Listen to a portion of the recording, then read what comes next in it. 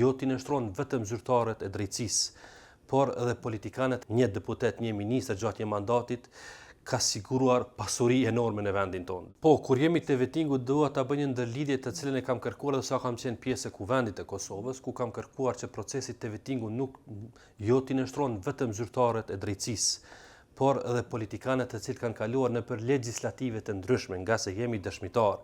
Një deputet, një ministër gjatë një mandatit, ka siguruar pasuri enorme në vendin tonë. Do më thotë, edhe ata duhet të gjithë t'i nështronë se si e përfituan atë pasuri. Jemi dëshmitar që pjesa dërmuese politik bërjes në Kosovë kanë përfituar më së shumti. Në kurriz të qytetarëve të Kosovës, unë ju vetë, siç e dini, 2 mandate kanë qenë deputet në kuvendin e Kosovës, e kam një profesion nga fusha mjekësisë, por ende jetoj me qira. Se nuk është lehtë me blen një banesë 70.000-100.000 euro. E të tjerët si arritën të Nështë si e shumë kursimtar gëzim? Mund të jetë edhe ajo.